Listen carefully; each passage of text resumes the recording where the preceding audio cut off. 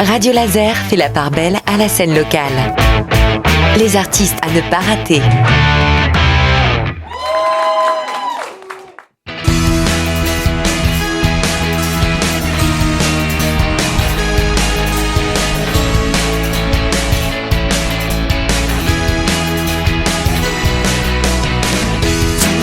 Touche-moi, ne te cache pas, vers moi.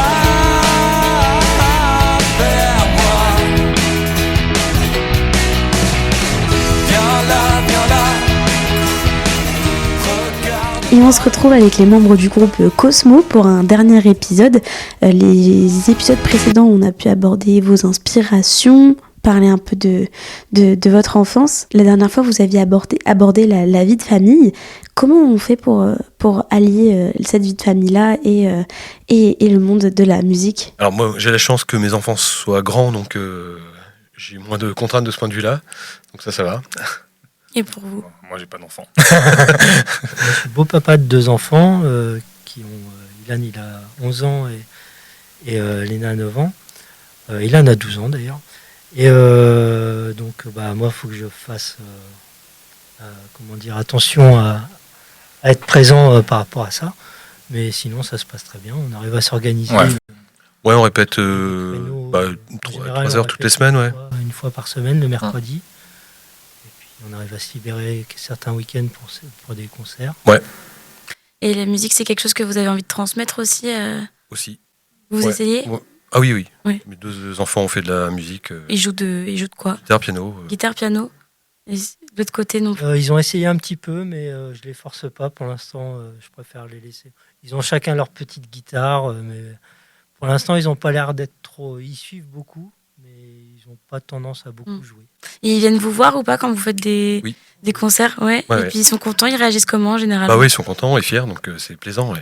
Ça fait partie de vos inspirations aussi, donc vos enfants. Est-ce que c'est pas la même génération ? Est-ce qu'ils ont les mêmes goûts musicaux ou alors ils rajoutent une petite touche ? Il y a un échange aussi de styles musicaux ? Ah oui, complètement. Je pense que comme moi je l'ai été, ils ont aussi été bercés par la musique en général. Hein.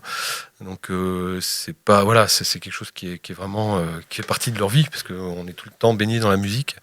La transmission, c'est clair que les goûts aujourd'hui ont évolué, donc faut pas rester non plus encrouté. Ça peut être une source d'inspiration pour nous, en tout cas pour moi. Faut continuer à suivre ce qui se fait aujourd'hui. Ouais. Et donc là, les prochaines dates, on peut vous retrouver où au plus vite ou alors quand est-ce qu'on peut s'attendre à un nouvel album, un prochain EP ? Un nouvel album, notre objectif, c'est vraiment pour le nouvel enregistrement, ce serait après l'été, automne 2026. On va voir si on peut effectivement réussir à glaner un peu les fonds un petit peu pour ça. Ouais. On réfléchit à plein de stratégies différentes. Et puis là, les dates ont commencé à s'enchaîner, effectivement. Donc ça, c'est plus sur les réseaux qu'on pourra distiller ça. Ouais. Vous pouvez retrouver sur vos réseaux sociaux. Oui. Vous êtes sur Facebook. C'est Cosmo. Alors, on a du mal à trouver le compte Facebook. Ça s'appelle donc, vous êtes Cosmo avec un K. C'est ça. Vous êtes aussi sur Instagram ou pas du tout ? Pas encore. Non, mais ça ne serait tardé. Oui.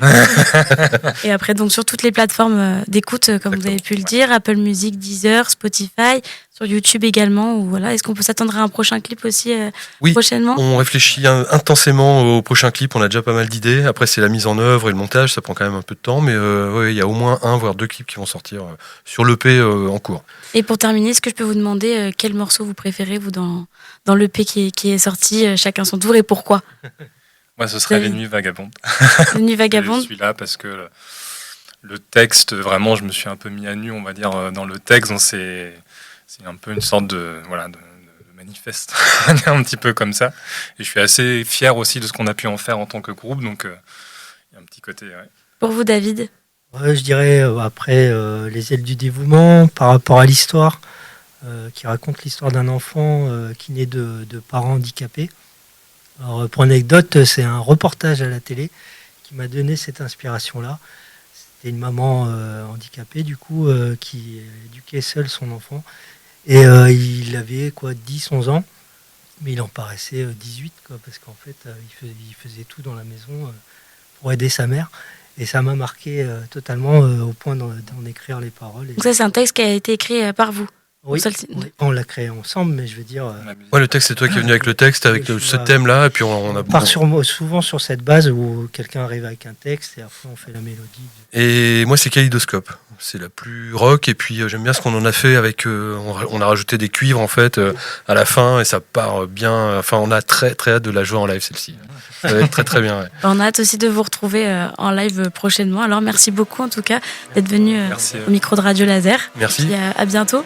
À bientôt. Et on se quitte avec un morceau de votre EP Echo qui est sorti en décembre dernier, Kaléidoscope sur Radio Laser.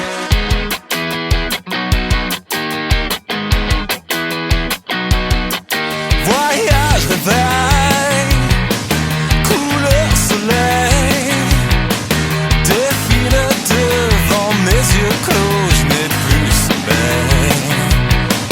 Des paysages, je suis l'otage, je rêve d'une île Eldorado d'alunissage. Tour de contrôle, je décolle et je quitte les pieds du sol vers un ciel en kaléidoscope.